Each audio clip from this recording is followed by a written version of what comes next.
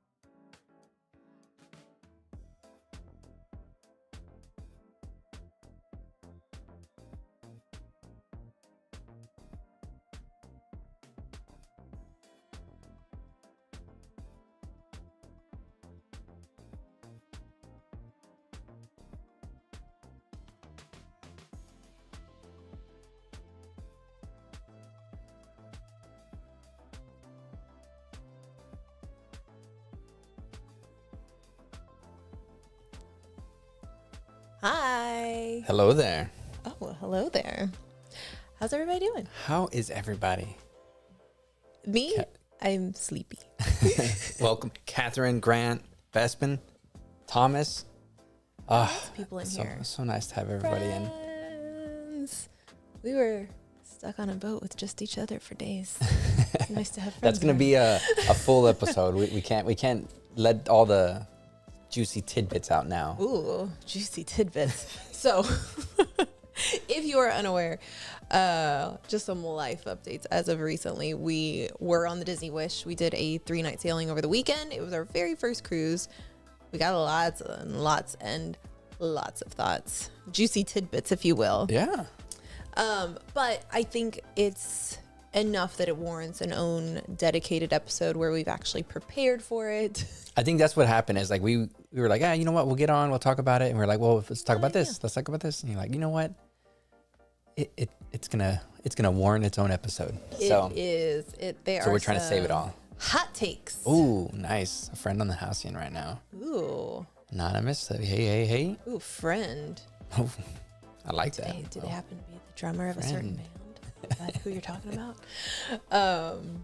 But yeah, so we're not going to talk about too much about the Wish on the live stream, just because we're still collecting our thoughts. But it's coming. Sarah got me on a ship. As you know, if you listen to this, you've watched us, you listen to us. I've been very hesitant. This was my first cruise in my life. Yep. And we got on one, and an episode has come out of it.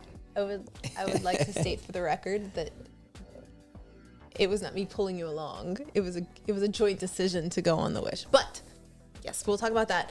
But we did do a teeny tiny hello. We got more people in here. Galen hasn't been here in forever. I know. We did do like a teeny tiny little vacation right beforehand. We went to the parks for a whole day. Well, I mean, we took our advice of making sure we're there before a cruise. We have a little time after. And so it was nice to be able to ease into it. Yeah, for sure. I mean, with the cruise, you always want to get in at least a day before, but we did it. We went 2 days before, and then we had a full park day. So let's start there. Let's start with where we stayed and all the things we ate. Because that's pretty much all we did. Well, I mean, okay, so before you get into that, we have our little segment of recapping any little comments that we have on our last episode. If you forgot, maybe you've been out of it so long, Sarah, but our normal programming is we talk about our last episode first. Fair. Okay, let's talk about our last episode first. So it was us talking about the booking of Starcruiser. Yeah.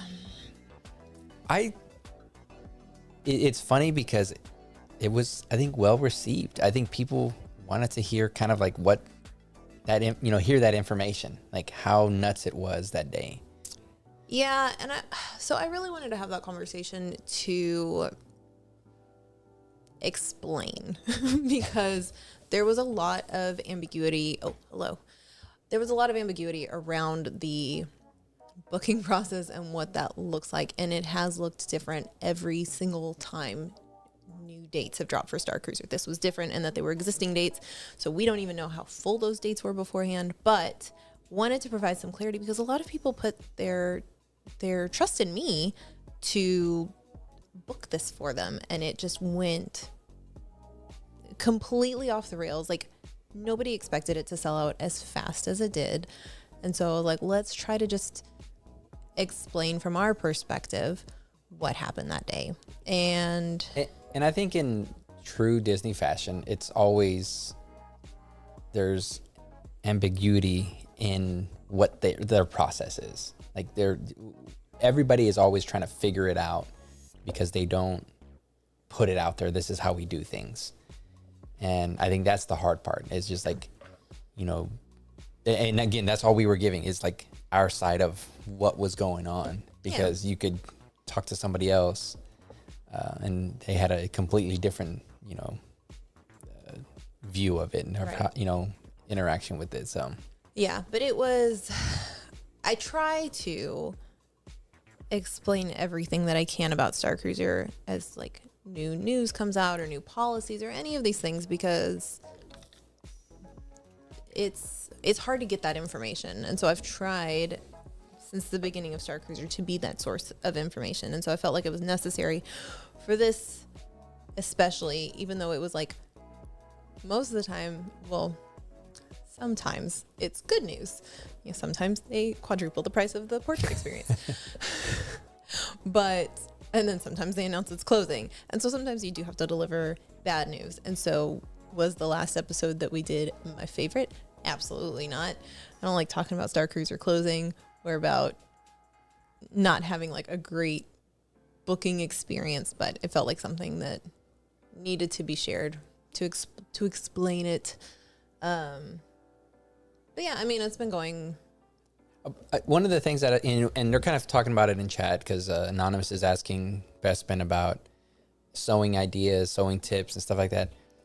I have noticed that there has been a lot of people just kind of coming together. They're like, we're uniting, and it's either getting costumes or somehow bringing aspects of Starcruiser home, like sounds, and trying like, how do we make a booth and sublight and stuff, like just more interest of how do we, and people like looking at the smell, how do we get the smell of the candle over the atrium and stuff like. So there's been a lot more of that. It's been very productive. Like a rally. Yeah. It's been like it was initially, it moved from like this grieving process and then like the mad rush of bookings. And we're still seeing some of that where there's canceled, people are canceling. And I think it was yesterday, there was like a mad, like 5 dates that opened up. And so people just like swarmed to the phone lines.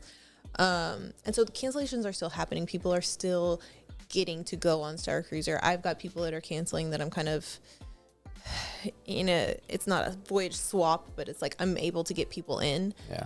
But it is, there's still that going on. But then, like you said, there is more around how do we continue on with the Halcyon. And there are some really, really, really, like, I can't talk about some of these things yet, but there's some really cool stuff that's happening that I'm involved in some aspects of. So again, it's just beautiful that hopefully we could just kind of keep it going. I hope so. And we have our own ideas on how to rally the group. And the crummy part, and I kind of mentioned it to you. Crummy. So I've been in preparation for Ahsoka. I've been listening to the Thrawn series. I've been listening to a little bit of High Republic stuff, but for Acolyte, and then Thrawn stuff for Ahsoka. And literally the second book, it is Thrawn on Batu. Like I'm like maybe 25% through, but it's him on Batu. Wait, so explain something to me, because there were a bunch of Thrawn books in the Legends. Legends, that's what it's called. But those are now Legends. They're not part of... They're not canon. Canon or the expanded universe. Yeah. So then they came out with a new set of Thrawn books that are canon? Yes. So it had to have been really recent. Yes. Okay. So... I'm caught up. Yeah, it was... and it was, I think, the same author as the original one. So he was able to canonize Thrawn. And the first book was like super good, and on the second one, and it's just so cool to see it on Batu and like giving more story to it. So now I'm like trying to picture it in my head, like, okay, where are they talking about? And as far as like, they've been at the cantina, there's a bunch of stuff going around that. And but then you're like getting me excited for it. But that's the thing, is like it reminds me of Princess and Scoundrel, where it was like set on the Halcyon, and it's like, excuse me, it was the Princess and the Scoundrel. But no, it's just like these stories that were there, and you're kind of like, oh, man, we had an actual place that we could picture it, and this is where they were going and stuff like that. This weekend, it was our first time back to Batu since the news, which like was a whopping 2 weeks after the announcement, but it was our first time back on Batu since the news of Starcruiser closing. And then we were on an actual cruise, which is what Starcruiser was based off of, was a real cruise. I ran the gamut of emotions the whole time.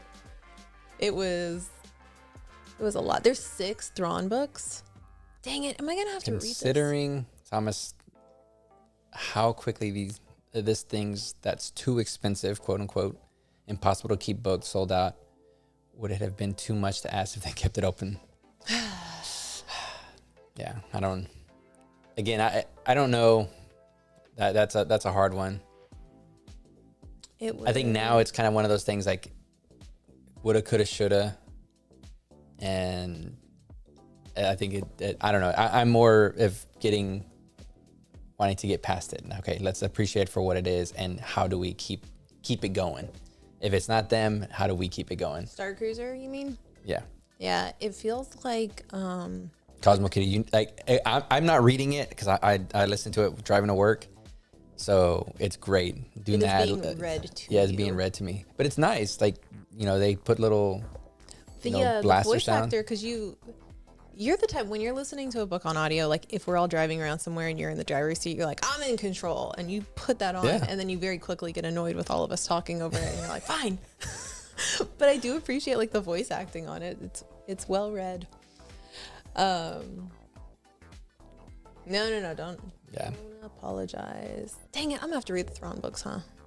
And I just went. I went and bought a book specifically for the. Well, cruise. again, this right now that the book is being set all in Batuu, I kind of want to read it. It gets me thinking: are they going to do something with Ahsoka on there? Because, well, again, I don't know too much of the story right now, but it's basically going Clone Wars Batuu and post Clone Wars. That's so really cool. Anakin and Vader both being on Batuu. That's cool. And Thrawn. So these characters are gonna be in Ahsoka. So it wouldn't surprise me if they had like some kind of flashback to Batuu with them. Highlight Tony's. Thrawn is the best protagonist as an antagonist, and the audiobook is more like an audio drama. Dang it! Now do I need to have it read to me? Yes. And that's what I was telling you. So like High Republic, I like it. I'm enjoying it. I've read the first or listened to the first two, but I haven't got into like. It hasn't hooked you. It hasn't hooked me, but the first Thrawn book was so good because he really isn't like. He's just like a great tactician. Like he's like always thinking, and so like little tidbits and I think that's the cool part. Is like when you're reading something's happening, he's doing something that you don't really understand yet, and then it's later on. It's like, oh, that's what that's what was going on. So, okay, well, I mean, I bought a hard copy of the book that I was gonna read, so maybe I'll just like push that to the side and start on Thrawn with you. Why? Oh, you know the person that read the books, that is reading the books to Mark Steven Thompson? Personally. That's cool.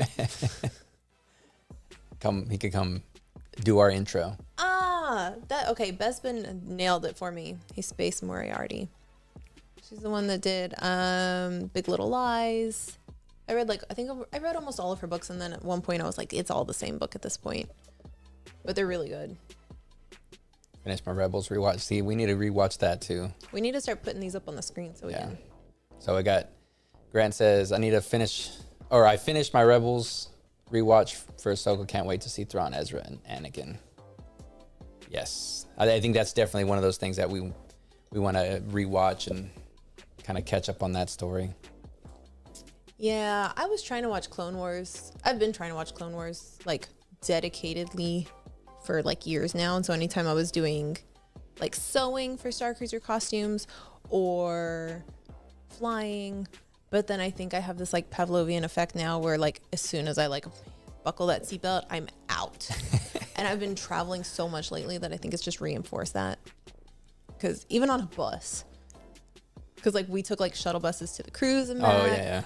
And then like taking the shuttle from the resort yesterday to the airport, like just instantly I'm just like out. So I know. Hopefully, Daniel's been gallivanting the world. Has he? What has he been up to?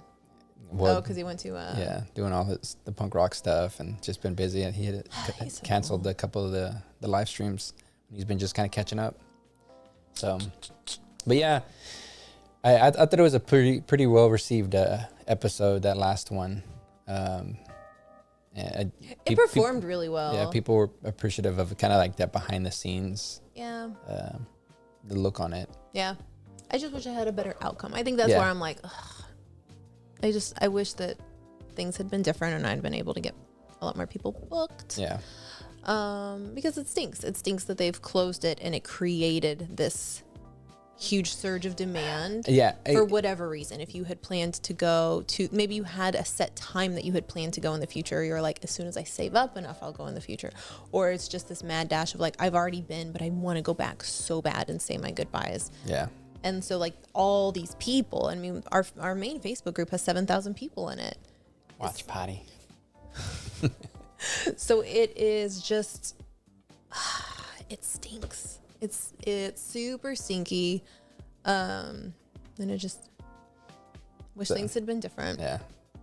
And I told that to Scott Trowbridge. Not cruise related, but we ended up seeing Scott on the freaking cruise. And it was so funny because, like, I ended up seeing him first. Yeah. And, you know, I'm walking around with our little one. And I'm like, I'm pretty sure that's him. But he kind of just, he goes around by him, like, not as a worker or anything like that. He's just chilling. You were like, I don't know if it was him because he didn't have his name tag on. I wasn't sure. He didn't tell me it was him. And so then, like, the whole cruise, I was kind of like, I'm pretty sure it was him. Like, I was 99% sure. And then, like, an hour later, I'm like 95% sure. Day 2, like 90% sure it was him. And it was just by, like, accident, you're going back to the room for something and run into him. It was the last night we were going to go watch a show, and I was like, I'm going to go get the popcorn bucket and get some popcorn. And so I'm, like, running up the stairs, and he was coming down the stairs, and I was like, I don't even know what I said. I think I was just so excited. I was like, oh, hey, Scott. I'm the crazy lady that's obsessed with Starcruiser. We've met a few times. But yeah, I got to talk to him a little bit, and I shared that, like, oh no, Thomas, so many people were just gutted by the announcement. And, like, there's still so many, like, for whatever reason that the decisions were made, which we've all speculated, and I think we're all, like, pretty close on what is actually going on. Like, there are thousands and thousands of people that are just mourning alongside the Imagineers and everything. So I posted the picture that I grabbed with him on the stairwell, and then I've met him twice before on our first Starcruiser voyage, which was nuts. He's probably like, I can't go anywhere. I know, I'm so sorry. These are like his literal only outings, and you run into him every time. He's gonna be like, this stalker chick. Because then I saw him in D23 in September, and then I mean, to be fair, they're all Disney places, right? And then we saw him on the cruise, and he was like, maybe next time I'll see you on a different ship. And I was like, maybe Halcyon Revisited. No, you know what, I think it was after that interaction when we were kind of like, you know, so what was his sentiments and stuff like that, we were talking. I kind of, for me, it was that way of a bit of closure, because it was like, we have to, now we can't dwell on that past. Like, what's done is done, and if something's gonna happen, it's gonna happen. But even, like, you know, maybe with that Imagineer thinking is like, okay, well, what's next? And if it could lead to something that's more affordable, but that same experience, like, how do we bring that experience? You know, I hope, and that's like, I guess that wish type of thing. Your Disney wish. Oh my gosh. But no, it's just like one of those things, like, okay, now we have to move on, right? We're moving to the next thing, and how do we bring that back in some way, some fashion? Yeah, it really was fitting running into him on the Wish, because like I said, we'll get into this when we talk about the Wish fully, but this trip had been planned for months and months and months. And for the fact that it happened like a week after the whole, like, bookings reopened, the closure and the bookings reopening and all this stuff, was just like, we had a deadline to get all of this stuff done by, because we're going on a cruise ship where we're not going to have service and all of these things. So it was just like, whew, it was rough. Let's see. Literally just, Thomas is going to the Emo's Not Dead cruise. I want to go on that. I think it's sold out though. Anonymous. Our boys are going to be on churning, but we should do for May 4th.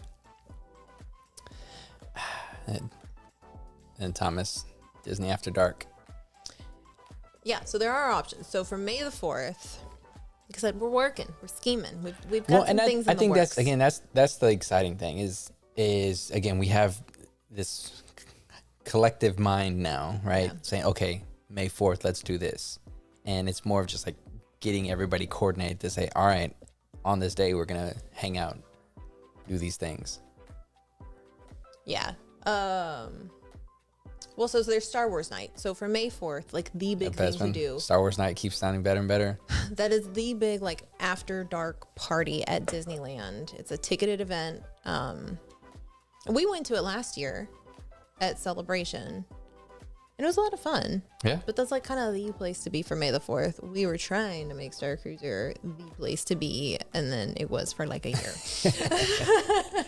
No, I mean, I think if we could pick a more reliable place, I think it could be fun. It could be fun being able to just like make that the place where everybody goes and hangs out, and make it more of a thing. Yeah, we're gonna figure it out. We are gonna figure out a way, because we do have this like the best part of everything that's happened over the last almost 2 years with like, I don't want to say reporting on, I'm not a reporter, but like talking about Starcruiser news and updates and booking people and just like being super jacked for Starcruiser because I love it so much, was the community that it's built. And then like us starting this podcast, and then we have our own like little subsect of the Starcruiser community. I don't want that to go away.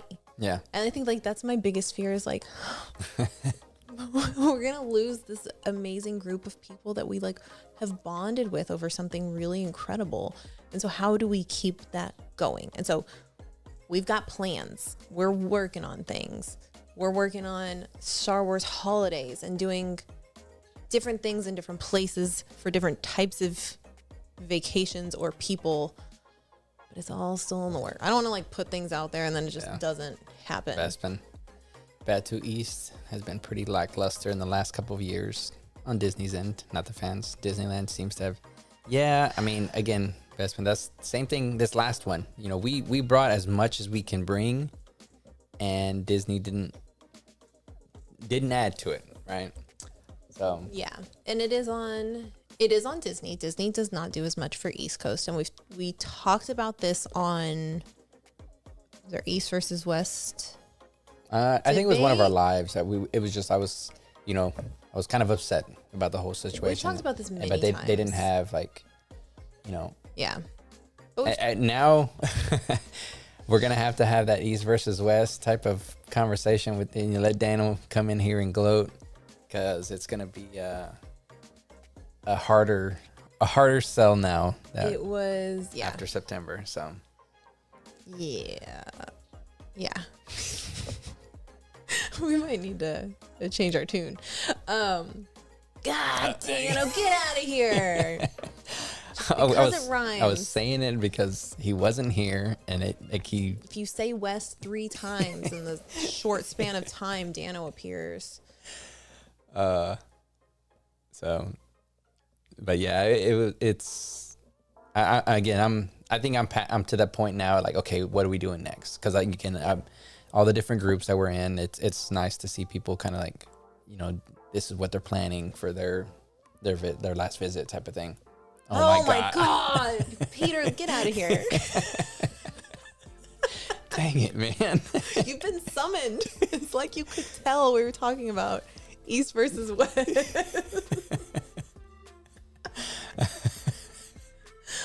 Are we going to have to switch sides? Y'all got some issues with your magic keys right now, though. Y'all need to fix that. Because it is... What's going on over there? Can any of y'all even get in the parks right now? Like... You can't, right?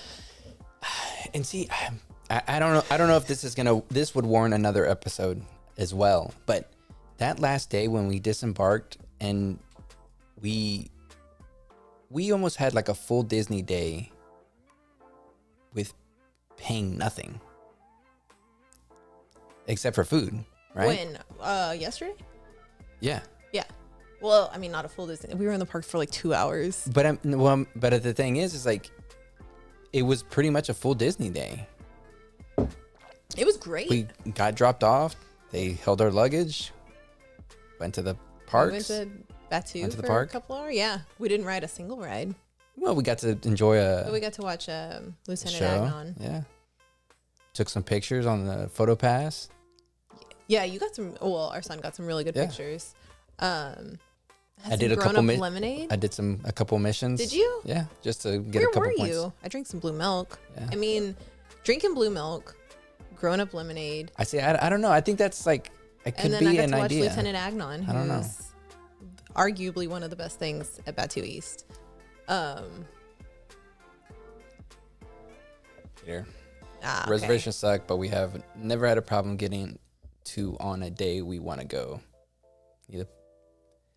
Either need to plan far in advance or just keep checking the day before. See, that's interesting though we really do need to do a deep dive in like all of the ways that Disneyland and Disney World are different, like logistically. Like not just like East is better, West is better. But is Kitra here too? I didn't see you if you were. She's sneaking in. Yeah. Ah! All of y'all. There's something in there. Y'all can hear it. Your ears are burning. But yeah, like we did not decide where we were gonna go yesterday. And I mean, I guess technically there's 4 parks in Disney World, so there's just a lot more space for people. But we didn't decide where we were gonna go until that morning. Yeah. I think we were sitting on the bus at the port and we were like, hey kids, what park do you want to go to? We dropped our stuff off at Pop, so we're like, Hollywood Studios or Epcot would be easy. We got the Skyliner. Yeah. It was like the one ride that our daughter wanted to ride before the cruise. She's like, I want to go on the ride that goes really fast and then slow and it swings a little bit. And we're like, I like the vague descriptions because we are just like, oh my gosh, what is this ride she's talking about? And we're like, Skyliner. Because she was like, it's at Hollywood Studios. She's 4 and she's like, we're trying to understand her logic. She's like, it's at Hollywood Studios, it goes slow. Anonymous person. Oh. But thank you, Bob. I know without Starcruiser, West is looking more enticing. I will not say best yet. Not yet. Yeah, I don't know. We'll see. Although our friend Nick did have that new blue milk that had the nerds on top. Oh, yeah. I was like, tell me, how was it? He was like, it still tastes like blue milk. I was like, oh, okay.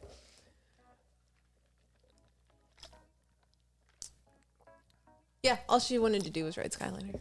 But we were like, what are you talking about? Alien Swirling Saucers, which is her usual favorite ride. Like her 2 top rides are Alien Swirling Saucers, Mickey and Minnie's Runaway Railway. So we were assuming it was one of those. She's like, no, it goes slow and it swings a little. We're like, I don't know.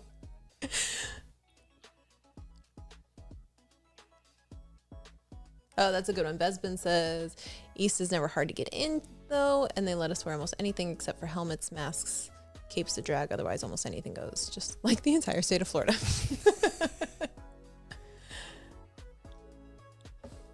And Gabby's in here, too. The cosplay at East is pretty lit. Yeah, it still has its benefits. There's just our big argument is now. Yeah. Again. But yeah, with Starcruiser closing, just kind of like wrap that conversation. It just feels like a really long death. We know it's coming. We actually know exactly when it's coming, but it's just like, it's just going to be a weird few months. Yeah. But we'll figure out what to do with the community to keep everybody together still. I know Tony was in here. He said the Starcruiser family's forever. And we missed seeing Tony on this trip. I know. We were going to see him yesterday. Didn't work out. Have a good one, Grant. Yes, good night. And then what else? As we had that. Oh yeah, and then we ate a lot of beignets. Oh, we ate so. So we stayed at French Quarter, and I love just grabbing some of those boozy beignets. They're called Baton Rouge beignets. We call them the boozy beignets. But Port Orleans is great. So if you've never been to Port Orleans, there's 2. There's Riverside Resort and there's French Quarter Resort. And they're right next to each other, but they're big resorts. French Quarter's a little smaller, or a lot smaller than Riverside. We've stayed at both. I think the general consensus is we prefer French Quarter exclusively for the beignets. Yeah. But also it only has 1 bus stop at French Quarter and Riverside has 5 bus stops. So just like, it feels like forever when you're on the buses over there. Well, I think it was like a while ago, it used to make it was one bus that would make all the stops though. I think that was during COVID times when there wasn't that many buses running. But now French Quarter has its own dedicated bus again. But so they have Scat Cat's Cafe. So it's a moderate resort, but it doesn't have sit down dining. So they have their food, like their food court food, which had the best chicken tenders I've ever had on Disney property this time. Over at French Quarter.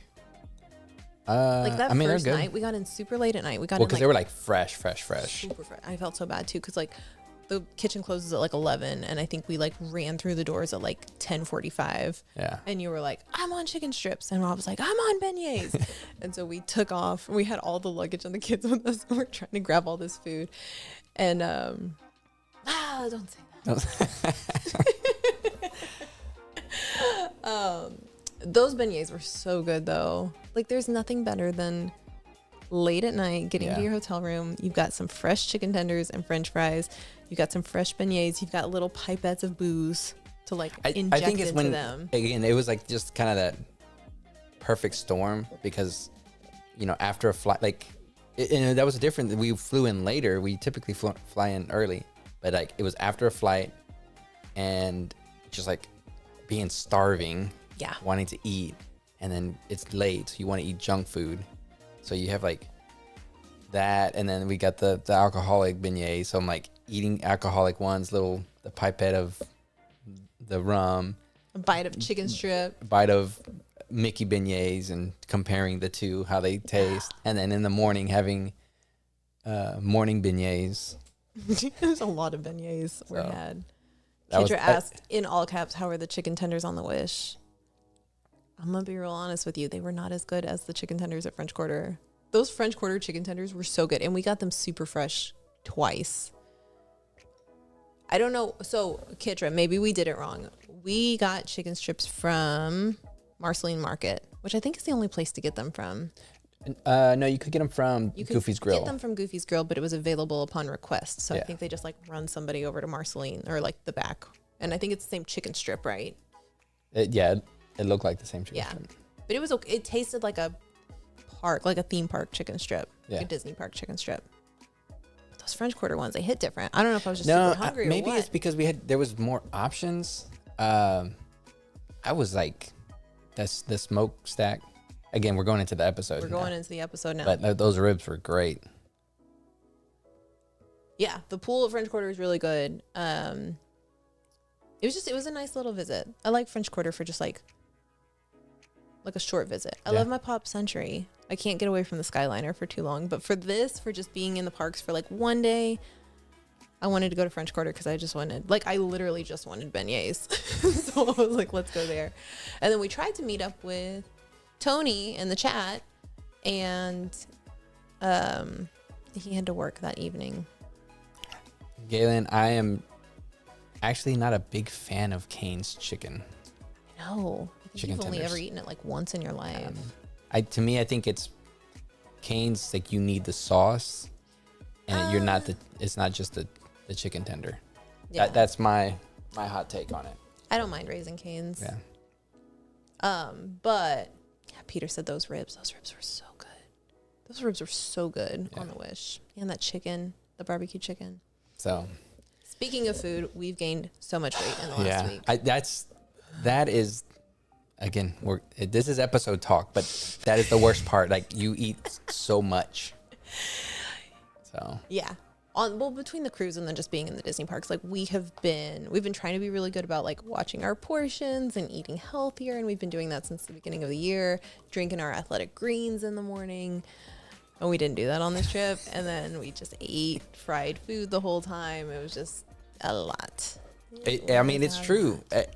Kitra's that I don't like Cane's. What? Peter's what? I do agree sauce makes them, but that's the thing is like, to me, Cane's chicken tenders don't have like a flavor. Like you couldn't pick it out of a line. Well, maybe you can because it doesn't have anything. Oh, hot take. Shots fired. Because it to me it's it just doesn't have like this is a good tent. Like you couldn't just eat a Cane's tender. You have Should to have we, the like, sauce. on a live stream one day, do a bunch a taste test, a tender test. a tender test. I would love that so much. And we just go get like Cane's, Chick-fil-A, like Sonic. You can't do a nugget because you're gonna know, right? So anywhere there's a strip to be had, A tender. You have to get a tender. Yeah. A true tender. Yeah. The true tender test. The TTT. The TTT. That texture is so unique. What a great thing to say about a chicken strip. KFC does have some good ones. Oh, Popeyes. Okay, let us lose this weight and then testing tendies. There we go. We'll do a live stream of testing the tendies. Oh my God. So now we're getting the adult rating, right? But not this week. I am so full from the cruise. And then I had a work lunch that I had to go to today too. And they're like, let's get appetizers, let's get dessert. And I'm like, I don't want to. I'm so full. I think I'm full from like Friday and I've just continued to eat. Yeah. It's a lot. But Port Orleans was fantastic. It's a great resort. Chicken Guy. We don't have Chicken Guy. Maybe this is what we do. Maybe this is a community event. Demonetized. Oh no. Vegetarian silence. They got an impossible tender, huh? Somewhere? Popeye's chicken strips are the spicy ones. It's good stuff. We need to do like an in-person tendy tasting. The Halcyon tendies? I don't like them. Oh, I love those. I don't like them. It's a cube of chicken. I know you like it, but it's good. All right. Okay, this is we're gonna of all of the ideas we had thrown out previously about getting the community together, doing all these cool Star Wars. This is it. This is what the people have chosen. You know what's funny is I actually have coordinated like blind taste tests, like for fun events, like blind taste tests of different things. Like the one that really sticks out to me was we've done chocolate. We did a chocolate one this year at a birthday party. I've done donuts. Because if you are from, it's just a Houston thing. Shipley's Donuts. Yeah, I think it's just Houston. But Shipley's Donuts are supreme donuts. And there was a guy from New York. Oh, that's tip yip. And he was all about. Kitcher says that's tip yip, not chicken. Gotcha. That's a good point. But he was from New York, and so he was all about a Krispy Kreme donut. And we're like, you are out of your mind. Shipley's Donuts reign supreme. And then there was another guy from like the Midwest that was like, Bob, thank you so much for the money for the tendies. The money for the tendies. But yeah, anyway. Hold on. This is a tongue twister right here. Say it. Tip yip texture tendies tasting together. That is a tongue twister. For tongue sure. Twister. Tip yip texture tendies tasting together. A Halcyon inspired potluck would be kind of sick. That would be fun. Or we're just gonna have food related events, I think. Ugh, what a life. Getting together with friends and eating great food. Oh my God. If you ever get like a fresh glazed donut from Shipley's, it will change your life. I think any fresh donut that is like a little piece of heaven. Where the glaze is no matter like not like it's not healthy. It's just just like the most delicious thing. Mm-hmm. Like it's warm and it's like a hug. Yeah. That you can bite. Hug to your mouth. It's getting real. We were putting the After Dark Princess and Scoundrel After Dark tonight. But yeah, so we've done anyway, long story short, the guy who was like Krispy Kreme all the way ended up choosing Shipley's Donuts as his favorite in the blind taste test. And that was really vindicating. Yeah. That's what we need. Like figure out as like, well, right now, Jessica, like again, the groups, we're trying to figure out the smell of Starcruiser. Yes. There was a post yesterday, I think, a couple days ago about some cleaner at Target, the one person was like, I don't know, it might just be me, but it smells like it. And then we had our friend Brooke ran out and bought like the entire line. And she's like, it doesn't quite smell like it, but she's like, it's cleaning products, it'll get used. Yeah. But yeah, it's just trying like to pickles figure. To me. What does it smell like to you? Could you describe it? Probably not. Resin cast of my shrimp. Let me see this. Yeah, see, I don't get it. You don't get the pickles? No. You don't get the pickles? Again with the food talk. And then of most recent, the Apple Vision Pro. Oh, nice segue. Well, it's just I've been like obsessing over it right now. Just like how wild it is. It feels like for having only been disconnected from the world, and we weren't even like truly disconnected for like 3 days. So many things happened. I mean, again, just from that, it was the biggest thing that jumped out to me was the price. I think that's the biggest thing that jumped out to everybody. Kitra nailed it on guessing the price. Yeah. And everybody was like, Kitra. We wish you weren't right. It's Primal Elements. I can look without looking at the bottom. I can tell you without looking at the bottom. There's a company called Primal Elements. I know I have reached out to them. I think Brooke has reached out to them. I know many people have reached out to them. They're like, what's the smell? What's close to it? And they won't tell you.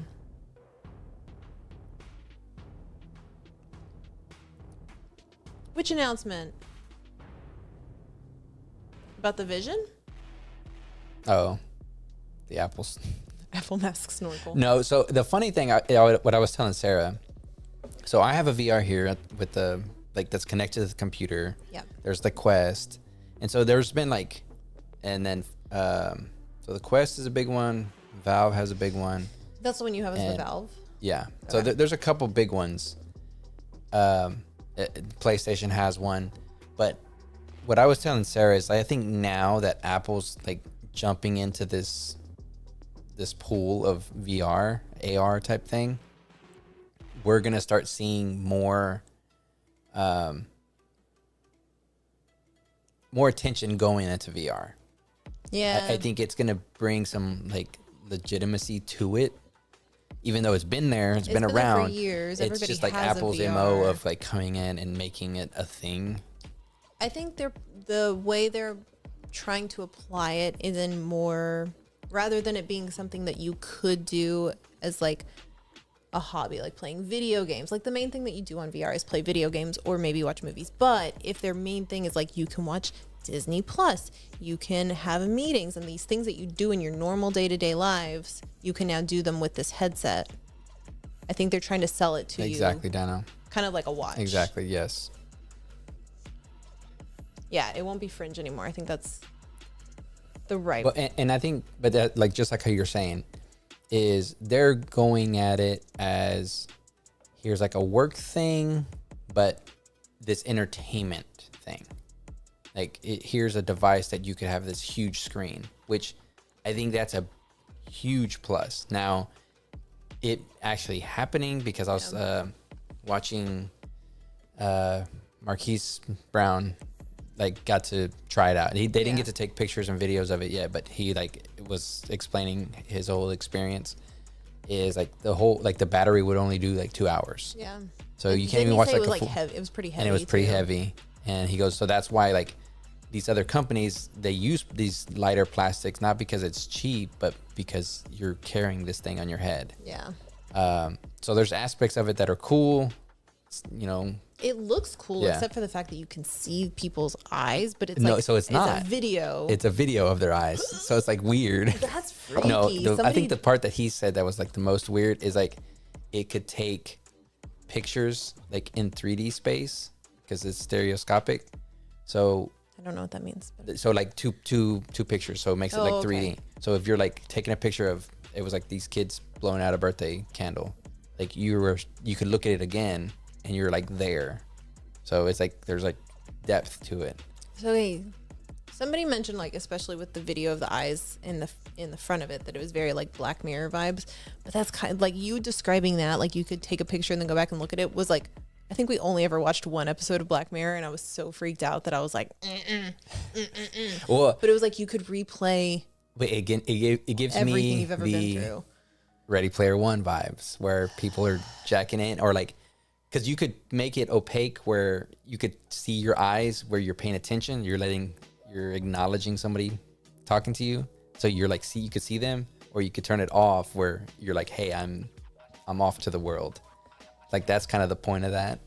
So I was like, okay, I'm looking at you, type of thing. So then we're all just gonna be like sitting in our rooms, in our Wall-E pods, cruising on the Disney Wish. See, the house in VR, that would be cool. I mean, I think that can be brought to like a video game type of world. Like, that could probably be done sooner than later.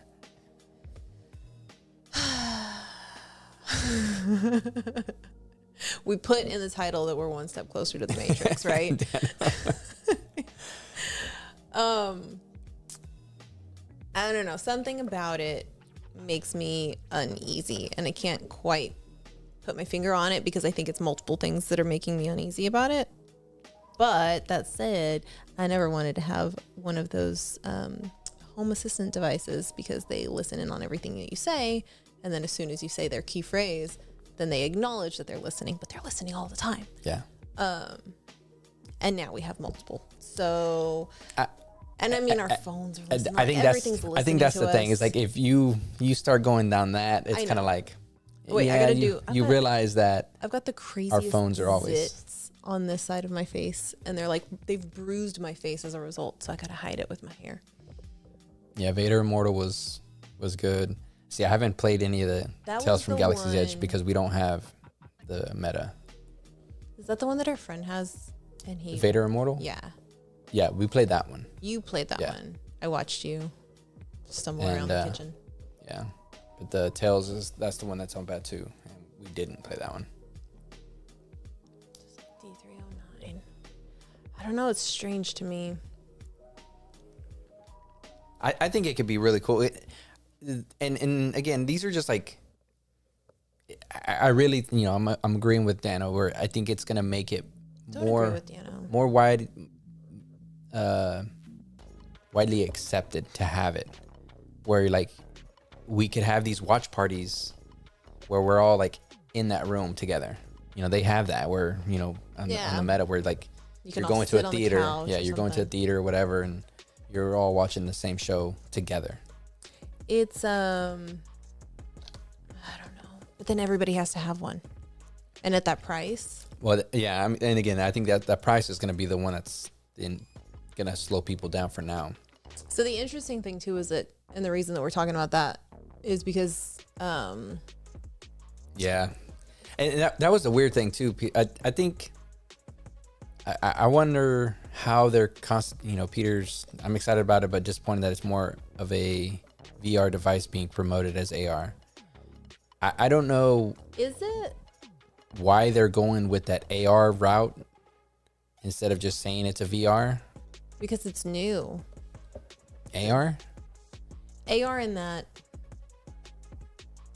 to that scale. Because No, you have the Google Glass, right? No. Okay, so I think what it is, it's a marketing ploy. No, I think they are really going into that AR, like, it's not a VR game. Like, it's not a game. They're going into, it's a real, like, here's a real world setting that's making these bigger screens and you're controlling the stuff. So rather than it being like when we do play on the VR where you go into like a dojo looking room and you pick what game you want to play, now you're just sitting in this room. Well, they're gonna, and there's like a fake bookshelf over but here. But they still had the Disney stuff, had it where you're on Tatooine and different things like that. So Mando. So they're placing you in somewhere. So that becomes VR. Yeah. But I think they're more the AR side of it. I think the AR side of it is just a marketing tactic to get people excited about it in a way that people probably aren't excited about VR at the moment. Because it seems like the big push is for VR are when these games come out. Tales of Galaxy's Edge, Vader Immortal, whatever. Okay, so Justin, marketing period. They're late to VR, so they take the different productivity angle. Yep.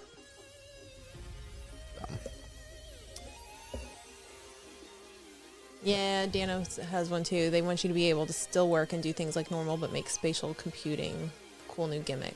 Yeah.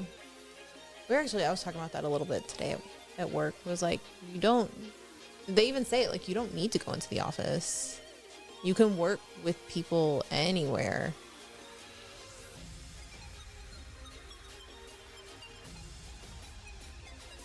Yeah. It's not innovative. It's just they're telling you that it's innovative so that you can buy into it. Yeah. Which is what they did with the iPhone. I mean, that's what they've done with all of their gadgets. The Apple Watch. Everybody's like, I don't ever need an Apple Watch. Mine's dead right now, so I can't. Yeah, but I think that's the thing is, like, they put their Apple spin on it, and it's like the next big thing. Only Apple had marketed the Starcruiser. That would have been pretty cool. Maybe things would have been different. That price tag would have been like, oh, this is nothing. Yeah, I could go on Starcruiser or get a VR Pro, whatever the thing is, Vision Pro. The iPod for Futurama. But one of the Imagineers that was working on Starcruiser went and helped develop the Vision Pro. So Starcruiser lives on. I don't know. Yeah, I think the price tag is going to be the thing that kind of holds back. I mean, we're all going to have more money now that we're not booking Starcruiser once or twice a year. So now we've got funds. But it's supposed to ship. I want to say it ships at the beginning of next year, right? In 2024, which is strange that they didn't try to get it for Christmas. Yeah. It's in here. AR has great industrial applications. Imagine being able to look at an engine, see the part that is broken. The AR identifies the part number and orders it from the parts guy. Yes. And there are pieces of that are in application today. So that much. But I think the thing is like, and the difficult thing on that is like, do you necessarily need it to be on your face? And that was one of Marquise's little comments is like, and I see both sides of it. Is like, if dad is wearing the goggles to take pictures at a birthday party to get these photorealistic, 3D scans, but he's gonna be wearing this weird goggle in the pictures during the party. Yeah. So, but it's kind of the same as like the old videos of the camcorders and stuff like this huge. Eyepiece. Yeah. So.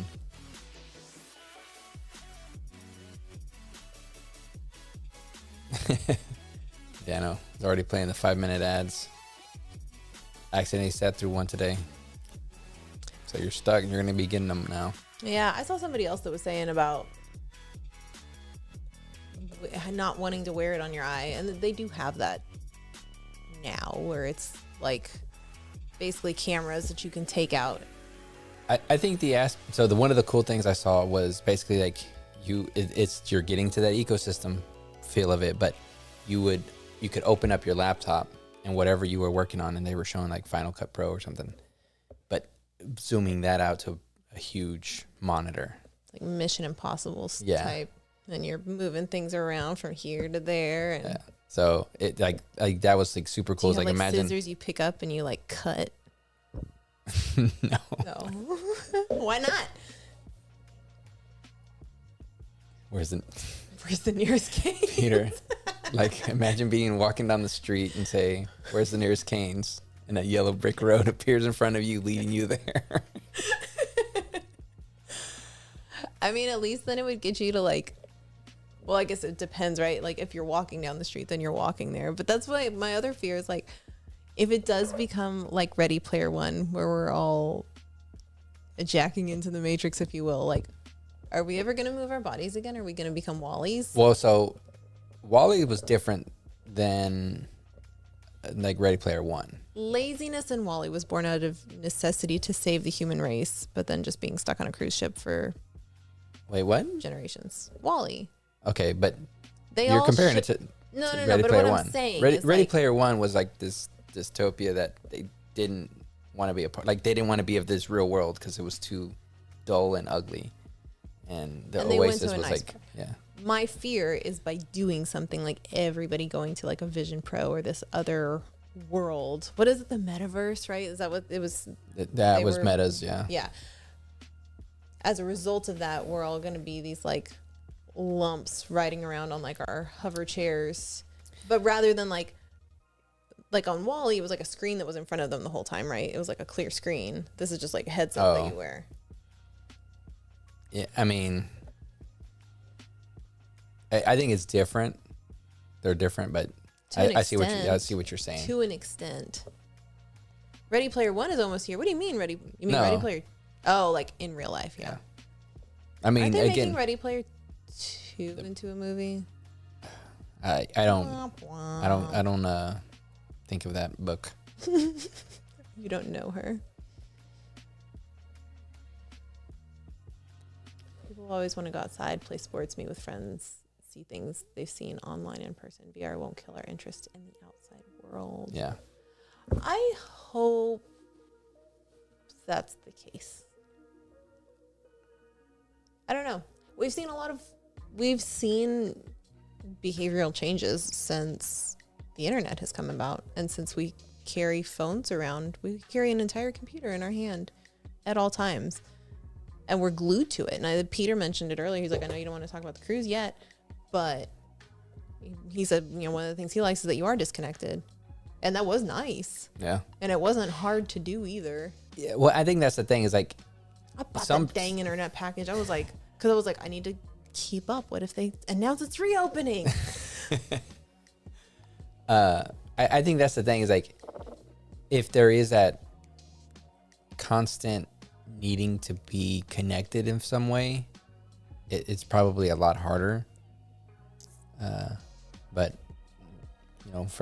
for me at least, it was just turning off social media. Like that's all it was. I was like, all right, I don't get to see pictures. I know. I wish I hadn't needed to purchase the Wi-Fi package, so I could have just been like fully disconnected.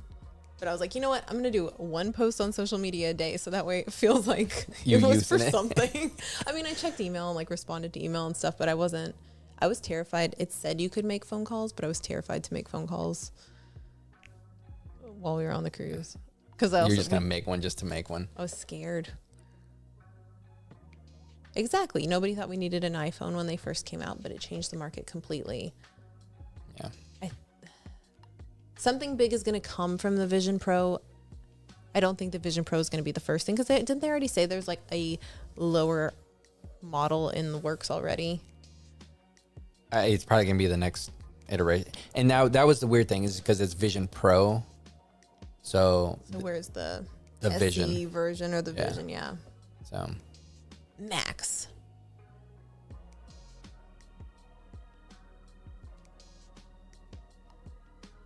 I wonder why they don't do this internet package like standard. It's like Disneyland and Disney World. They don't do things the same, even though they could absolutely do things the same. It makes no sense. Well, it could be that you're upgrading like an entire ship, access points and stuff like that. So maybe, but I mean, if the way you're charging it is just by like, I don't know. WhatsApp. I should have used WhatsApp. I'll take a Vision Air, please. Well, and if you've ever used the, VR, because, I have, that's a big, how long you could actually use it is how heavy it is. And those earlier ones were like, chunky boys. Yeah, a big piece of plastic in the front of your, face, and they've gotten lighter.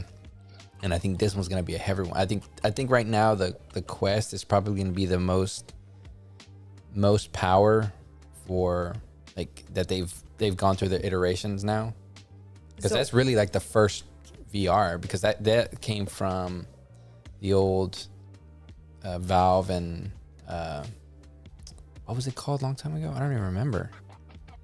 It was before the Index. Someone out there. Mike's here. Welcome, Mike. Welcome to a Princess and Scoundrel live stream. I think it's been a while since you've been here. Here's what I'm curious about, because my background is in marketing, is what is Meta does Quest, right? And they're coming out with their Quest 3. third iteration. How is Meta's marketing strategy going to change between here and when the Quest 3 ships in order to scoop all the people that are balking at the price of the Vision Pro? Because Justin's already said it. He's typically an early adopter. He's a big Apple fanboy, but he's probably not going to buy the Vision Pro when it first comes out. But he said he'll absolutely get the Quest 3. So how are they going to like scoop that market up so that people aren't going to buy the Vision Pro? Because this is going to be like, I feel that they're gonna show that price. Like, what is it? The VHS versus the, what was it? The beta? Were those the two that were fighting each other? And then the HD DVD and Blu-ray. Yeah. I feel like this is going to be that. So you know why each of those? Yes. So After dark. This is a live stream after dark. So who does it first in VR? Those are two different things, Sarah. We're not going there. Oh God, now we got touching tendies coming back up. It was tasting tendies. Funniest part was earlier in the keynote, they introduced a feature so kids wouldn't put iPads too close to their eyes because it's bad. Later in the presentation, here are goggle screens. That's too close. Put these directly on your eyes. Here's the other thing, like we have two kids and they each have their own iPads. Their arms are short. So as far as they could hold like, it. have you seen those videos of like where it's like put your hands together over the top of your head and you can do this and there's like all this space right here, and then you ask like a baby to do that and like their arms are so chubby that like their fingers barely touch. So like they just literally can't get the screens far enough away from their faces. Yeah, tonight's live stream's gotten a little weird.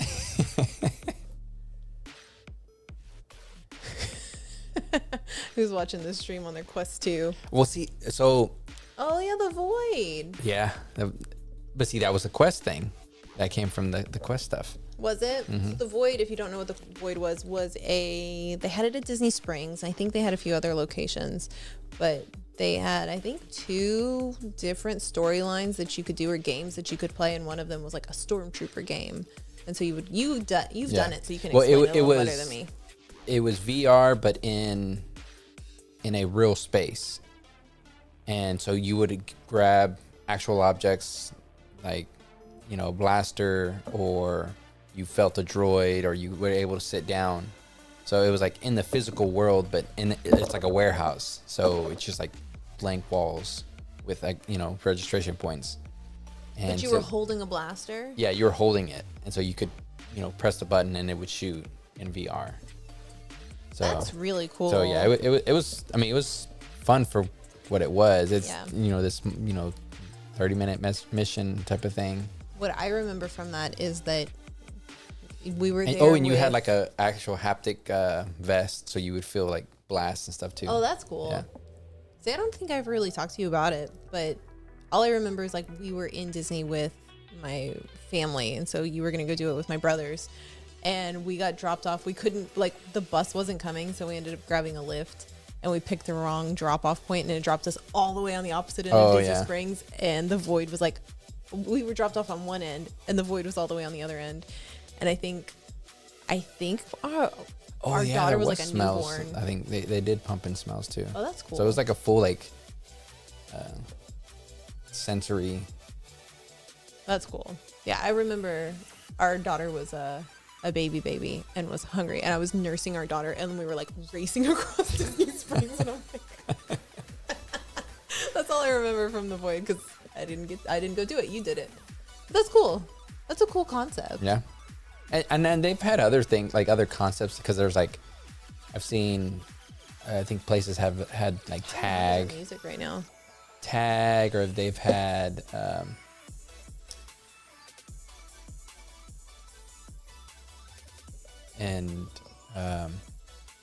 like laser tag and stuff like that. But it's just like a one big warehouse that they're just shooting at each other in a physical space, but only on the virtual world they're shooting each other. Wait, but you're like... So it's just like a big warehouse, big room. So you're playing laser tag. You're playing laser tag in a big room. You're playing actual laser tag, but there's no decoration. So all the cool stuff is seen in the headset. Yeah. So you could bump into somebody else. Yes. Well, that seems strange. I've heard mixed things about zero latency. I don't know I've seen it, but I don't know. Yeah, I need to brush up on my zero latency knowledge. But I had mentioned it to somebody that had done it at work, and they were like, "It was okay. It's kind of old." I was like, "Oh." I need to look up. The other problem is like me and VR do not do well. Yeah, if it's not on like right, you could get people motion, and then too like if there's like moving and stuff, it could throw you off. Remember that one time I leaned on the table in VR and it was not a table in real life? Oh yeah, because we were playing that the bomb tech one, huh? Yeah, it was a game where it was like a 2-person game, and one person's wearing the VR headset and the other one was sitting in the computer reading the manual to defuse the bomb, but you can't see what the person with the headset was on, and so the person wearing the headset had to describe what they were seeing, and then the person at the computer had to go and like find that set of instructions and read it off, and like, well, if the second wire is blue, cut this thing over here, and it's timed, but the bomb is sitting on a desk, and I went to go lean on the desk to like look on the side, and there was no desk there. I just like ate it. Dano made a Space Cats shirt. You were so annoyed about that we were like harping on Space Cats, and now you just fully embraced it. You can change the setting for motion sickness. I don't know, Galen. Watch me. I get motion sick. The thing is like, I have this thing, and it's even with rides, especially rides that have like screens in them, is that I will get, if something is trying to trick my mind into moving in a way, like it makes me think that my body is moving in a way that it's not. My body doesn't like that. My mind doesn't like that either. And so it makes me sick. So like Star Tours, I can't really do because it'll make me nauseous. Even the Falcon, I'm not a huge fan of the Falcon. Even for like Guardians of the Galaxy Cosmic Rewind, I have to be in like the back car. Further back. Yeah.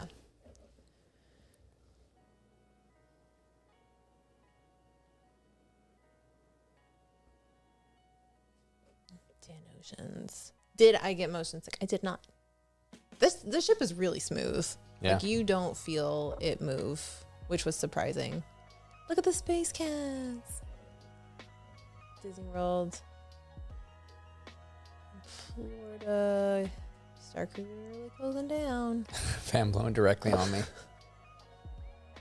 Oh, sorry. I read it and I was like, I thought it was like a fan blowing on me, gave me motion sickness. I was like, oh my gosh, that's bad. That's really bad. That's interesting. Yeah, we didn't. I didn't experience it on the cruise, except for like a little bit the first night. Yeah, I think it was more just like getting our sea legs. Although last night when I was taking a shower at home on land, I was like, whoa. Like I think because I would take my shower at night, and at night is when the ship is moving. And so I think there was like a little bit of swaying that was going on. I wasn't aware of it. So it was like, it brought it back. And I was like, whoa.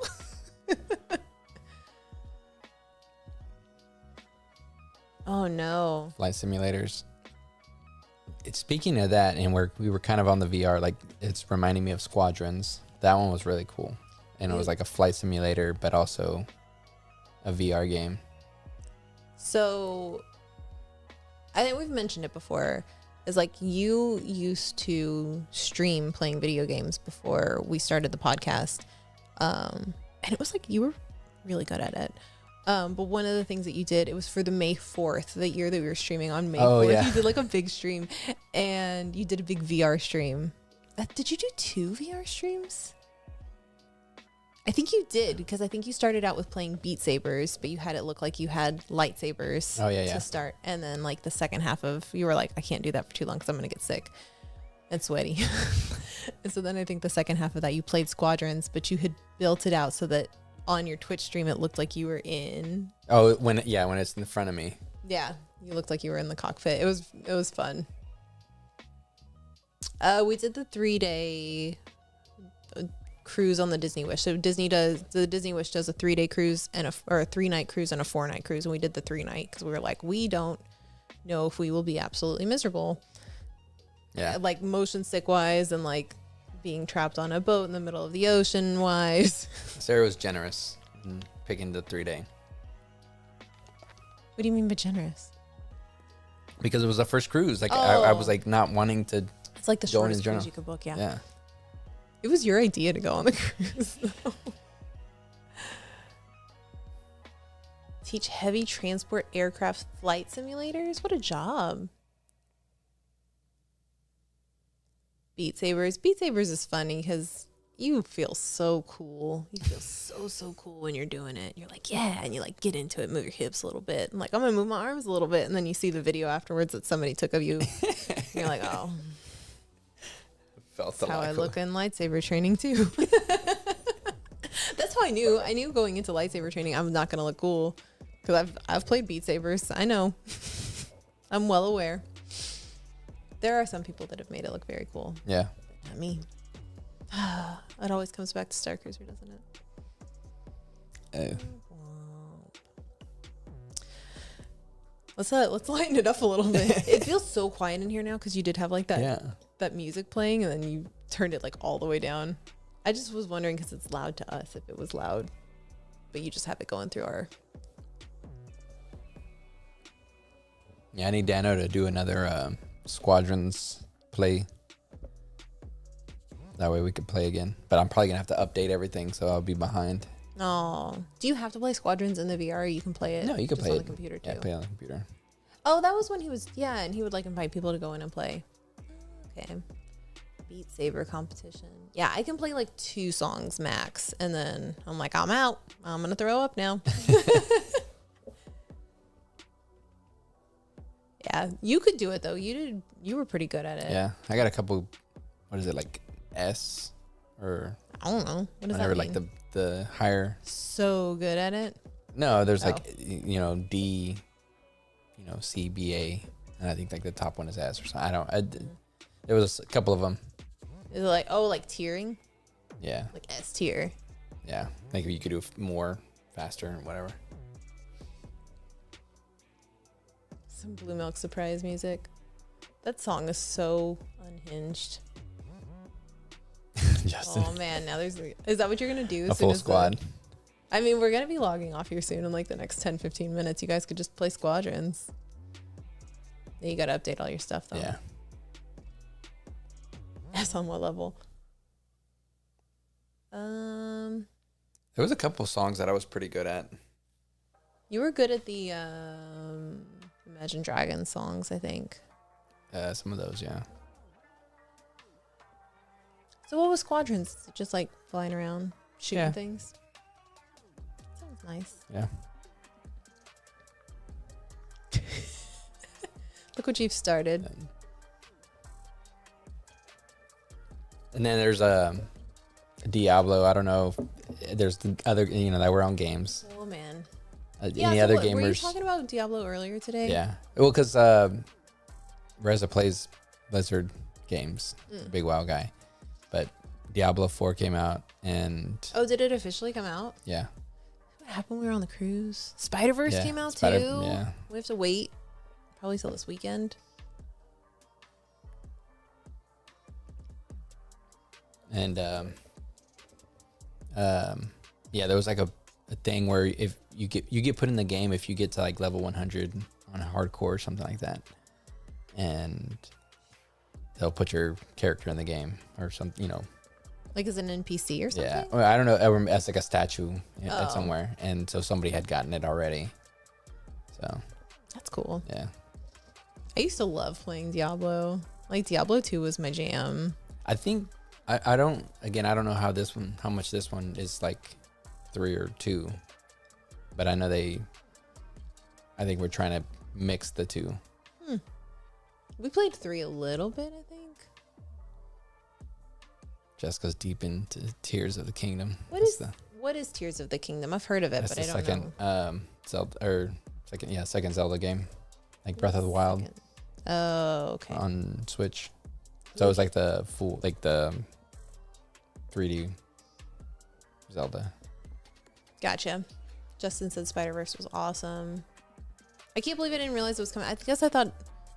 I feel like most Spider-Man movies come out 4th of July. So I thought we still had another month. I didn't realize it was coming out like now. Yeah. I need to watch that. We'll go do it this weekend. Now it's just turned into video game chat. Yeah. I'm out of the loop. You want to talk Tamagotchis? I can't. Uh-oh, Dano started playing. Did you finish Jedi Survivor? I haven't. I think our kid's been playing it more, huh? No. Or he's been playing the first one. No. I've been playing. I've unlocked. I have like all the skills now. Because I like to 100% it. Yep. And so I'm still like at 93% on Kobo. I think that's like the main planet. Kobo? Yeah. And I think there's a couple that I've gotten 100%, but I'm just like working my way through, looking for all the stuff. So I could probably finish the story and be done, but I'm trying to 100% it. So are you going to make a new BD? Probably. Yeah. I think I want to work on like the being able to do more customization to it. I think that would be cool. Is like having like the skeleton to be able to change it however I want. The achievement I hunter. am Nate. I have to 100% it. Justin says he's officially watching us on the quest now. I apologize. Wouldn't it be cool though if like we had a 360 cam, like right here in the middle or something, where if you did watch it, you could, or even like behind, like next to us type of thing, so you could watch it as us. Would people see my lap blanket? Probably. It's right here. So, or maybe we could put it like right here. Okay. No, my zits are on this side though. Dude, I got these zits like during the cruise, right before the cruise, and it was like one started and then got massive, and then it got lonely, and so it grew a sibling. We were joking that it looked like the twin sons, but they got like it literally bruised my face. They got that big. It's like of all days to be on a cruise when you're not wearing makeup. Yeah, and I think, but there's also DLC that comes out, on those games, right? It's like 900 Kuroko seeds. Karok. I don't know what these words are. That's from. I'm trying to think. All I know is you were playing Jedi Survivor, and then all of a sudden you were on a chocobo. Well, no, they have a bird type. It was a chocobo. They look just like one. I think we've told this story before, but Steven really loves the Final Fantasy games. And so when we were dating and I would go hang out and he was playing it, every time I went over, all you were doing was riding on the back of a chocobo, like from one place to another, and you'd be going for like an hour. I don't see how that's fun. But it's your thing. I'm not here to judge. But so I thought Final Fantasy was all about riding a chocobo through the fields. And then like the one part of Jedi Survivor that I came up to see, you're on a chocobo. You're like, look, I got a chocobo. I'm like, oh my God. The Scuba Stiv on Jedi Survivor, there's like this the guy that gets there's a character that goes and does dives for fishes or whatever, or for sea life, and his name is Scuba Stiv. But it's Scuba Steve. I mean, it's spelled like that. It's spelled SK. But he dives. Yeah. That's great. What is the music that's playing? It is Stream Beats. Here you go. Chocobo racing. The quest is 2 seconds ahead of us talking even? Do you know the future? Oh. What's the lottery like tonight? I think it's already passed. Yeah. Final Fantasy was like one of your big ones growing up. And then, speaking of... Yes, Jessica. I want... Wait, they never came out with the second part of it? It's going to come out for the PS5. You don't have one of those. Yeah, that's the part that sucks. Always doing play videos. You won't go sightseeing. Nate the technician. Nick. It's Nick, right? From what? What is this from? Jedi Survivor. Oh. I don't know what that means. I will say, related to video games, we have been watching Super Mario Brothers on repeat. Oh, Rick. House. That's what it is, Rick. Rick. Yeah, that's... Our daughter is, like, obsessed with Super Mario Brothers. For me... so funny. For me, it's awesome. Like, growing up with Mario, with, playing video games, being, like... Especially like Mario, because like I remember playing Mario 3 all the time. Yep. And the fact that she loves the movie, it's just like, oh, she's like that much closer to playing those like adventure games and playing it like the way I play it, not the way our son plays it. He's like very much that generation of speed running and getting it done as fast as possible. Yep. And then well, same here, Dano. I like did a force pull and just like pushed him off the cliff, and I was like, wait a minute, what was his name? I have Cosmo. So our daughter likes to play Mario Kart, but she gets very frustrated when she like can't go forward. Was it your idea or was it our son's idea? So now what happens is we just pull up like videos on YouTube of people playing Mario Kart and then hand her a controller. So she thinks she's playing. Was that your idea or our son? That was yeah. So her son. I mean, genius though. I never would have thought of that. And so yeah, she'll sit there and watch YouTube videos. And sometimes, like, I think she's in on it. It's like she realizes she's not controlling it, but she'll just sit there and watch people play Mario Kart. For the movie The Wizard, that was my favorite. With the power glove. The Wizard? I don't know what that is. Get the star, Jamie. You've lost me on that one. Sorry. It was an old 80s movie with Ben Savage. I don't remember the girl and this little kid. And he was like a savant at playing video games. And so they had to go to, I'm going to say Vegas, for like this big Nintendo competition or big, video game competition. And they introduced Super Mario 3 and the like rival kid. It was like that 80s bully, and he had the power glove. There you go.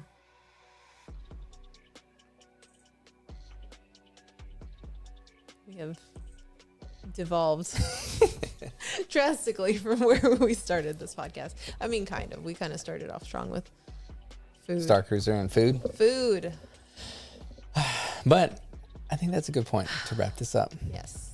And now I get to say that, huh? To not think about food for a week because, oh man. So it was good talking about video games. I love talking about video games. So chat this man up anytime you want to talk about video games. He will happily talk to you about it. There was no rage quit like can't wait to be king level. Okay, that reference I do get. I used to play all the Disney games like Aladdin, Lion King. Yeah. Played those. Back to the tendies. Everything comes back to the tendies. Yes, Bestman. Every boss is easy if you play on story mode. I need to watch just like a walkthrough of the story mode of Jedi. The first one. What is it? Fallen Order? I need to watch that. Oh, they went to Universal Studios Hollywood. Are you talking about The Wizard, Kitra? I feel like I need to watch this movie. Can you find it on the internet? Oh, God. Don't even. I'm here. I'm going to put it to me because I'm going to make this plea. Guys, tell Sarah. No. When I suggest classic movies, anything, just listen to me. That's all I want is you to listen to me, because I suggest these movies, these weird movies to me or to you, but they're classics. These are things that you just need to know, have watched once in your life, if that, and you'll get these references. You'll understand. So please help me out. Tell Sarah to do it. Listen. My face. I'm like, I don't want to watch anime. That's your big push. He loves. I want her to watch Akira. So, Akira. Like, if you've seen it, you know. But it's just, I think now it's one of those things that you just have to watch because it's so like. There's so much pop culture from it, and like references from it. I will give you that one. You need to like watch it. I will watch that one with you. Hold on, I gotta sneeze. But even from then, like there's other things, like, you know, The Wizard. Like it was one of those things that you had to have watched. Now, us referencing it now, it's a bigger thing, and just like how, again, of that time, how corny it was, but it was like the coolest thing when it was. I'm down to watch that. I'm not a big fan just in general of like anime, and I'll watch some of them. Like we've watched My Neighbor Totoro a few times. Yeah. And I watched some of like, what was it? What was the brother one? Was it Demon Slayer? No. What was the brother one? What? I don't know. We saw Demons, or I did. You watched Demon Slayer. There was another one. Anyway, I'll watch some of them, but he also really loves a kung fu movie, and I just can't with kung fu movies. I can't do it. Wait, was it? It was the Wonder Years one. That's Fred Savage. Okay, so it was Fred Savage. It was before Ben. I said Ben and I was wrong. What's the difference between a Fred and a Ben Savage? One was Wonder Years, one was Boy Meets World. Boy Meets World. Ben Savage is Boy Meets World. So Fred was the one. Fred Savage is Wonder Years. So he was the one. Oh, there you go, Dano. Look at that. Naomi likes Akira. See? You guys are just the same person, you and Naomi. And then Justin and I are the same person. We say this every time we talk to each other. Full Metal Alchemist. That's what we watched. Oh, yeah. And we watched Full Metal Alchemist and what's the other one? Jessica, you could answer this. What's the one that actually finished? Because we watched, there was Full Metal Alchemist and then what's the other one?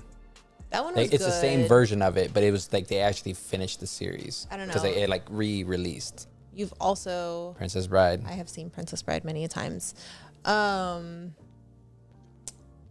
Yeah, but you've also been watching Naruto for like Brotherhood. years. Okay, yeah, that's what it was. Brotherhood.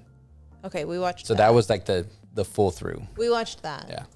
I watched them with you. I just like, I can't sit there and watch Naruto with you because there's so many like filler episodes and movies. And like you like truly have been watching that for years. And you're not, I don't even think you're halfway through it at this point. No, not yet. You're like, I'm on season 7, but there's 57 episodes in this. So. Ben is running for Congress? What? Yes, Princess Bride is one of the ones I think you quickly made me watch when we started dating. Because that was like one of your favorite movies. Yeah. And then we had our son watch it fairly recently, like within the last probably 6 months. And he was very much like the kid where he's like, "Ah, man, I don't want to watch this. The whole this thing. is lame." And then we're like, "Okay, let's turn it off, go to bed." And he's like, "Oh, Grandpa, can we keep watching?" It'd take a decade to watch. For real, though. One Piece. See, Espen, I couldn't even start One Piece because I'm afraid that it would be like forever. It makes me laugh though when you are watching Naruto because you'll just like. But again, our daughter. Oh my God, Sakura and this and that and the other. I can't believe this, and I'm like, I know, right? Like, I have no idea what's happening. Like you're explaining it to me, but I haven't watched any of it. It always makes me laugh.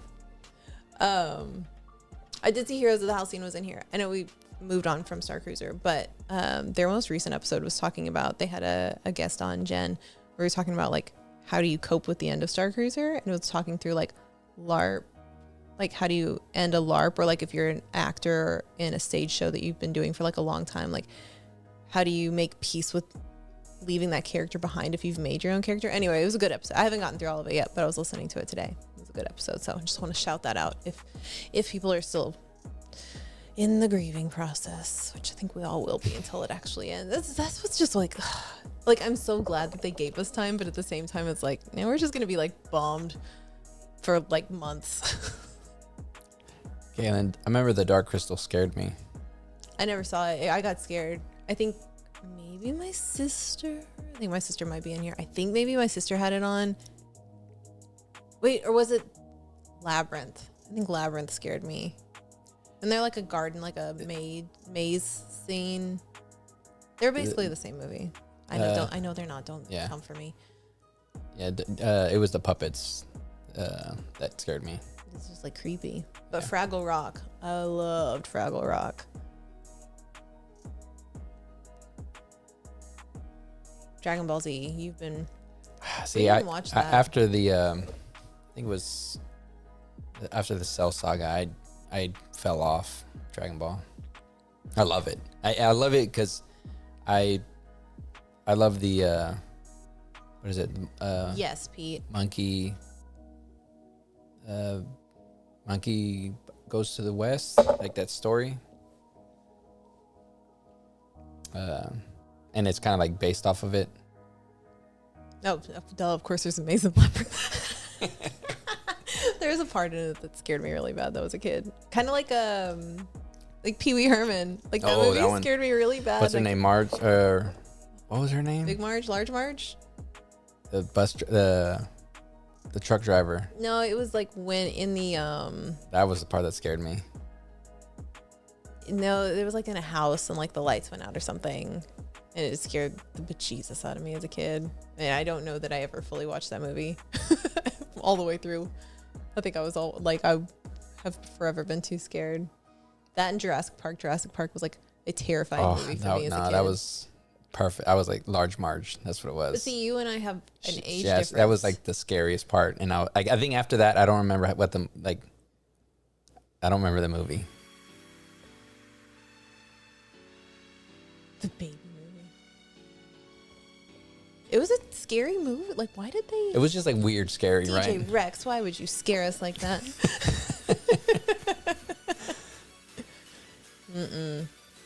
The movies back then were weird. But speaking of weird movies, here's where let's wrap this up with the whole video game weird movie discussion.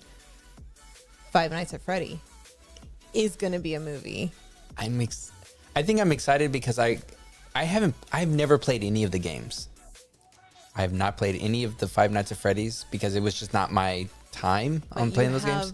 A weird obsession with watching the game theory videos about Five Nights. Because I love the lore that it's like created. It's weird, right? They've done so much. Like it was like in the website, they've in the the code, they have story elements, and you would have to like blow out a picture and it had like a face and all this stuff. It's fun, and like Easter egg. Yeah, like Easter egg little stuff. Puzzle stuff. And like so, as a game theory. Game theory. Yeah. It went through like the whole thing, and I've kept up on for now years.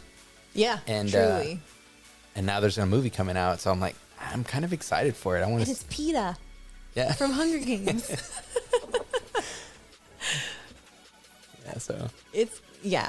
I'll go see that one, but I don't know as much of. I know like, I think you and I started watching it when it was like the first few games had come out. But now there's like books and more games and all this other like lore that's come out around it, and I just haven't kept up. Oh, Naomi says Jack's excited. Yeah, I think our son wants to go watch it. We watched the trailer and I was like, well, it's kind of spooky. And he's like, it's not scary. I'm like, we'll see. Spooky to me. Yeah, the videos are great, just like the story. And I think the thing that's Play cool. that game in VR. I remember, oh my God. It was one of the best, it was one of the funniest things ever. So calling back to Steven streaming on Twitch playing video games, there was this. I'll look for the clip. We'll post that clip just because it's funny. Let me give some context though. So you were playing this game and I forget what it was called. It was like not Happy Fun Time, but it was like Happy's Spooky Mansion or something. Yeah, Spooky's Mansion. Spooky's Haunted Mansion, something cute. And they were like cute little like ghosts and goblins, but you had to go through I think 1,000 doors in this thing. It's not like doors on Roblox. You had to go through 1,000 doors in this game, and it was like really old school and like kind of 8-bit. But each time you would go into a new room, you just had to keep like running through to get through the 1,000 doors, and there sometimes would be jump scares. But they were cute, but they were jump scares. Yeah. And so you would get scared and you were always like, oh my God, when you were playing. So it made for funny content. But I would always be in the chat. And so you would be so focused on the game because you were like trying to focus to not get scared. And so the chat was like, Sarah, go mess with them. I'm like, all right, I'm on it. And I went and I think I got a balloon and I blew it up, but I didn't tie it off. And I like snuck upstairs behind you and like let the balloon go, and it like flew right by you, and you freaked out so bad. It was like a true scared me because you're like, oh, ah!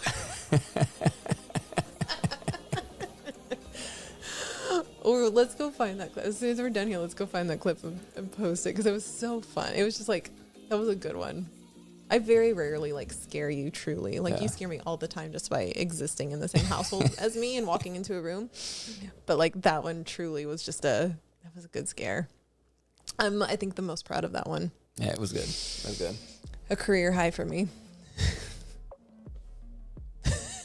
Naomi likes buying the books and then doesn't actually read them. Another thing our kids have in common. Yeah. All right, I think that's it. I think it's time to go to bed. It's time. It is time. Time to go to bed, it is folks. Time. Go to bed. But if you're going to stay up and watch Dano's stream, stay up and watch Dano's stream and then go to bed. Yeah. Yes. If Dano's still in here. Oh, he is. Thank you, everyone, for showing up, hanging out. And you. Thank letting us just talk about random. Games. Yeah. It was a random stream. It was a good stream. It's good. It's good. Thank you so much. We will see you next week. We'll be talking about the way. Yeah. And our thoughts on the cruise. All right. Bye.